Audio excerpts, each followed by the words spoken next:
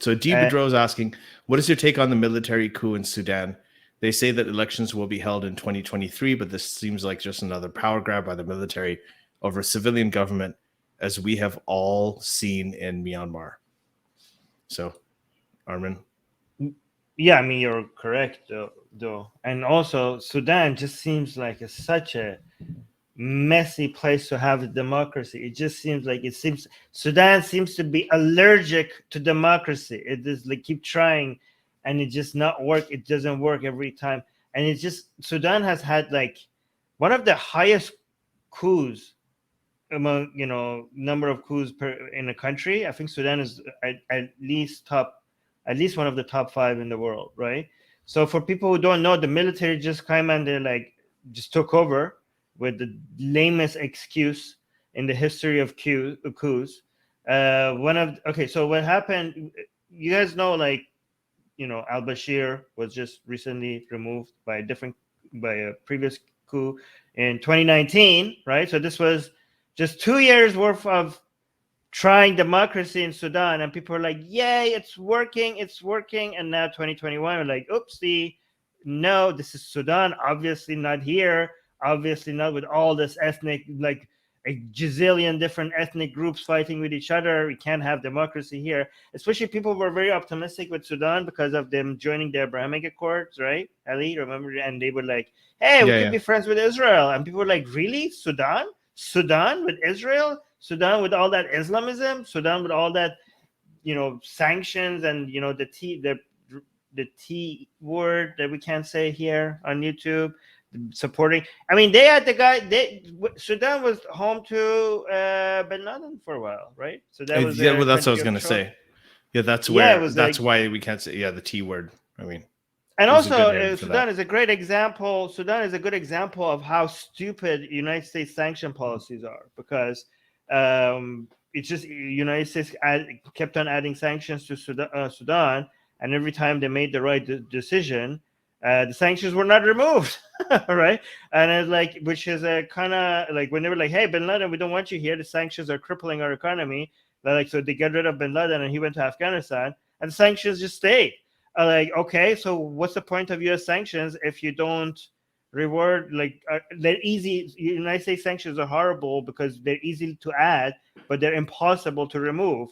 And if you don't make them easy to remove, you're not giving motivation to countries to do the right thing after you add the sanctions, right? And Sudan was a great example of failure of, I mean, I'm not against sanctions, but U.S. sanctions seems to be a lot of times done very inefficiently, right? Anyway, there's like everybody's removed funding, right? Like the World Bank and the U.S. and the I guess the Arab League or whatever. They've all removed their funding. They've stopped cut all aid to the Sudanese. Is that what's that gonna do? Isn't that gonna mess over the people? No, it's looking to. I mean, it was looking to get all of that was supposed to start being undone because of the joining of the Abrahamic Accord and having better ties with Israel.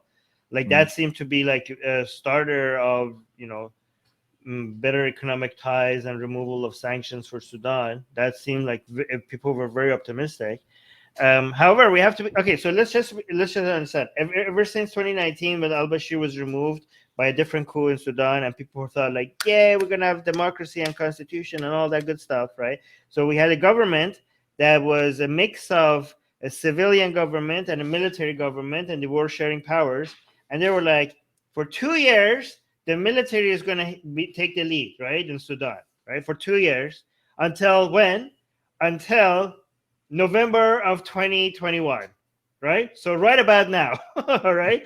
And they were like, so it's very, if you think this is a coincidence that right when it was the civilian government's turn to all of a sudden lead, like, why is the coup just happening now?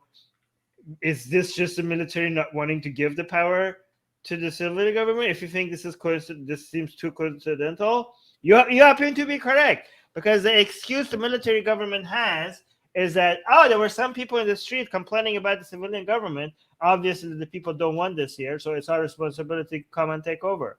But it was like just like the people that came and protested in the streets, they were there because the military told them to go there.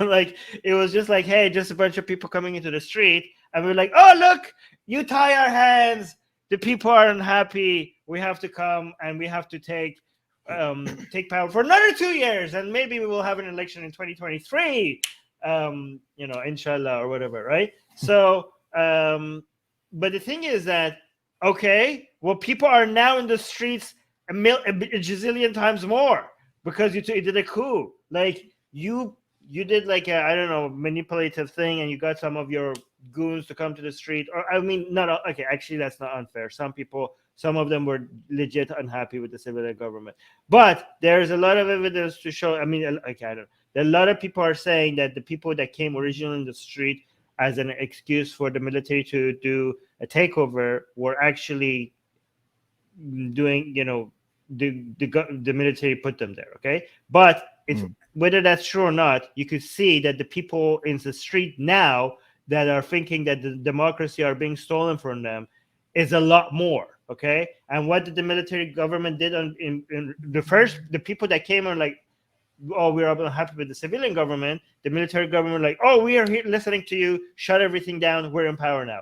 But now the other group that are out, and the larger group that are out, that are unhappy that democracy is being stolen from them, what was the response to that? Like, are you going to listen to them now? You seem to be very responsive to people's demand when they come in the street. No, what we're going to do is we're going to cut down the internet. That's what they did. One, we're going to shut down the airport. That's what they did. Two, we're going to close all borders, all roads to the capital. That's what they did. Three, I'm going to shoot at people and kill at least 10 of them. Okay, so this whole acting like we respond to people's demand in the street is just only if that means we come into power. That's what it means. Okay, so it is a complete mess. The Sudanese people deserve better. They deserve better than they know, because there's a lot of Islamism in Sudan as well. But again, it's really, Ali, I don't know what you think about this, okay?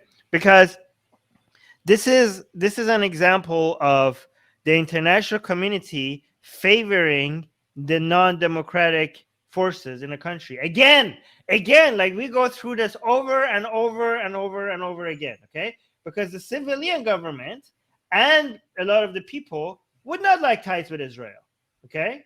Would not like that, okay? I mean, it seemed like at least the civilian government was not, I mean, they seemed to be pushed towards accepting that decision, but it wasn't their decision. It was the military government that was like, we need ties with Israel. We need to like cut these sections. So it's another example of like at least countries like United States and Israel favoring tyrants or like non-democratic choices because it works for them internationally. And I don't know, like, but also as people who are are in favor of international relationship and we are against more Islamic forces within the populace, but at the same time we're against tyrants and dictators. Then we are mixing between like two bad choices. You know what I mean? Like, again, and you see United States in the past, I don't know, 50 years or 100 years, you can see they have constant examples of choosing to side or support people that are not maybe the choice of the people, but it works for international relationships. Like, what do you think about this? Well, I mean, it's always happened, right? I mean, I don't think it's right. But there is a situation where I remember, like in Saudi Arabia, I used to joke about this as a kid. It was like, everyone's like, well, why did they prop up the dictators and the monarchy in Saudi Arabia? Why did they have an election?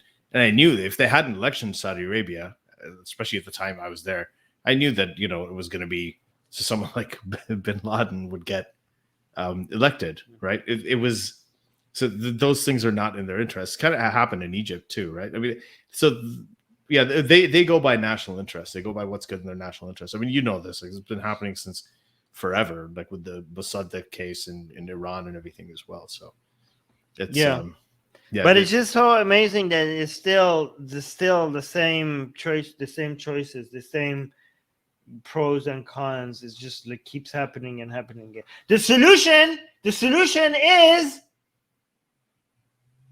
a secular jihadist for a Muslim enlightenment. Okay, that is, you have to fix things from the ground up rather than the top down. You have to change the attitudes that people have. You cannot force this on top down on the people. Okay, so this is what you need to.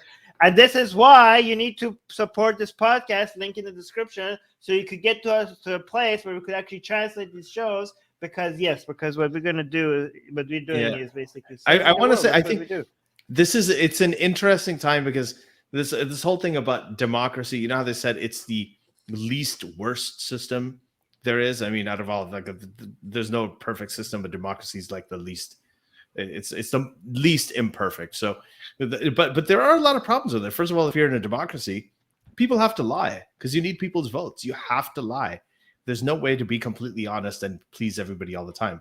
You need a majority of the votes. You have to. You're susceptible to demagoguery, right? It's susceptible to so many different things. We've seen, like, these are some of the downsides of democracy, and you can have anti-democratic forces being elected through a democratic process. I mean, these things, there are risks to this stuff, and when that happens, those are really tough questions as to what to do in those situations. Hey guys, if you want to join these streams live, get your comments and questions read by Ali and Armin and the guests, and most importantly, to get full access to the full video versions of all these episodes, become a patron. Link in the description below.